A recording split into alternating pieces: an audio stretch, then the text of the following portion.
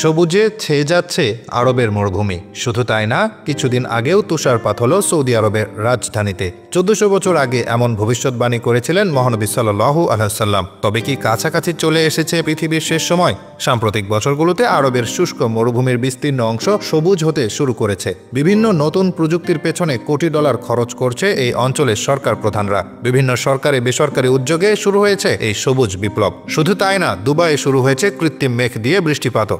অর্থাৎ প্রচুর টাকা খরচ করে বদলে ফেলা হচ্ছে এই আরবীয় উপদ্বীপের চেহারা। আজ থেকে প্রায় 1400 বছর আগে মহানবী সাল্লাল্লাহু আলাইহি ওয়াসাল্লাম এমনই এক ভবিষ্যৎবাণী করেছিলেন। তিনি বলেন, ততক্ষণ পর্যন্ত কিয়ামত সংঘটিত হবে না যতক্ষণ না সম্পদের প্রাচুর্য এত বেশি হবে যে কেউ জাকাত দিতে চাইবে কিন্তু তা গ্রহণ করার মতো কাউকে খুঁজে পাওয়া যাবে না। আর আরব অঞ্চল ভরে উঠবে সবুজ অরণ্যে ও নদীতে।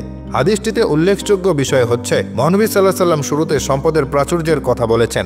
এত বেশি সম্পদ ও অর্থ আসবে মানুষের কাছে যে জাকাত দেওয়ার মতো লোকও খুঁজে পাওয়া যাবে না। এরপরে তিনি বলেন আরব অঞ্চলের সবুজে ছেয়ে যাওয়ার কথা। বর্তমান পরিস্থিতির দিকে তাকালে দেখা যায় আরব অঞ্চল সবুজে ছেয়ে গেছে এবং এর পেছনে কারণ হচ্ছে সম্পদ।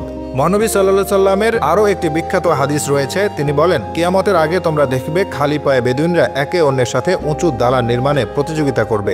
এই হাদিসটি থেকে একটা বিষয় বোঝা যায় যে একসময় যে আরবরা একেবারে বেদুইন জীবনযাপন করত, অর্থের অভাবে একেবারে নিঃস্ব ছিল, তারা এখন একে অপরের সাথে প্রতিযোগিতায় নেমেছে কে কত বড় দালান তৈরি করতে পারে। অর্থাৎ গত শতাব্দীর শুরুতেও যারা অন্য রাষ্ট্রের অনুদানের দিকে চেয়ে থাকতো, তাদের এখন এত সম্পদ যে তারা বড় বড় স্থাপনা তৈরি করছে, বিভিন্ন গবেষণায় বিনিয়োগ করছে।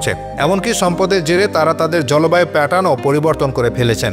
এর ফলে খুব দ্রুতই বদলে যাচ্ছে আরব্য অঞ্চলের চেহারা। একসময় যেখানে উত্তপ্ত বালু ছাড়া আর কিছুই ছিল না, এখন বৃষ্টিপাত, শিলাবৃষ্টি, এমনকি তুষারপাতও নিয়মিত ঘটনা। তবে কি আরবের এসব পরিবর্তন কিয়ামতের ইঙ্গিত দিচ্ছে?